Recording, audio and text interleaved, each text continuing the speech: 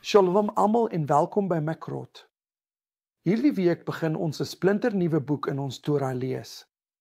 Ons is in die boek van Vayikra en die Torah gedeelte word ook Vayikra genoem.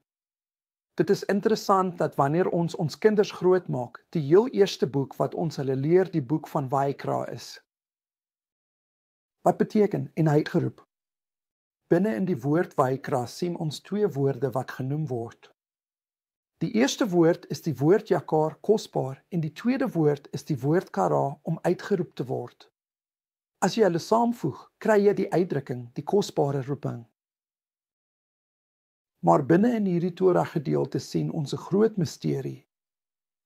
Ons word bekend gestel aan wat genoem word Alef Zera, miniatuur Alef.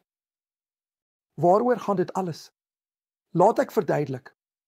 Wanneer jy na die Torah kyk en jy kyk na hierdie woord Vayikra, sal jy opmerk dat die letter Alef aan die heel einde 'n klein letter is. Dit word 'n miniatuur Alef genoem. Wat is die rede vir hierdie miniatuur Alef en wat is daar te leer? Ons rabbies verduidelik in die Zohar dat die rede vir die klein Alef in die woord Vayikra verstaan kan word uit wat ons wysgeere verduidelik het. Na die toneel van die kalf, die goue kalf, plaasgevind het, toe die heilige een, geseënd is hy, Moses beveel het, gaan af. 999 ligte wat deur Moses uitgestraal het, het heeltemal verdwyn en is heeltemal uitgewerp. Slegs een lig het gebly. Dit is die lig van die letter Alef. Jy sien, dit is 'n miniatuurlig wat van die oorspronklike 1000 ligte teruggehou is. Jy wonder waarskynlik waaroor dit gaan. Jy sien, in die Hebreëse taal is die woord Alef die eerste Hebreëse letter in die alfabet. As jy die leesteken verwyder, die woord Elef wat 1000 beteken. Daar is twee soorte Alefs. Daar is 'n miniatuur Alef, 'n klein Alef, en daar is 'n reuse Alef wat 'n groot Alef is. Hier in die Torah wou die skrywer, Moses self, hê ons moet weet dat die enigste ding wat oorgebly het, hierdie klein Alef is. Al die ander ligte was verlore en hulle was weg weens die sonde van die mense.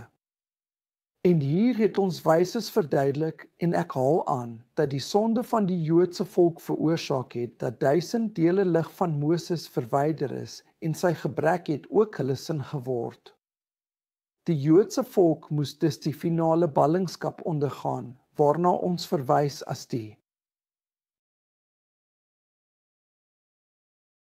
1000 jaar ballingskap. As jy wonder hoekom die Bybel van 1000 jaar praat, is dit omdat 1000 gelykstaande is aan die woord Alef.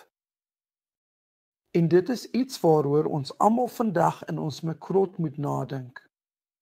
Moses het sy lig verloor as gevolg van die sonde van die volk. En daar's 'n groot musaf vir ons almal.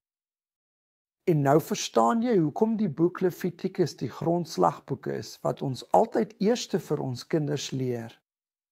Eerstens leer ons hulle dat ons lig verteenwoordig word deur die gemeenskapslig. En as ons sondig, hemelbehoede, veroorsaak ons dat ander die groot Alef verloor. Miskien is ons gelaat met 'n piepklein Alef. So onthou hierdie, die kosbare roeping is 'n kosbare beroep op elkeen van ons om nie die miniatuur Alefs te verloor nie.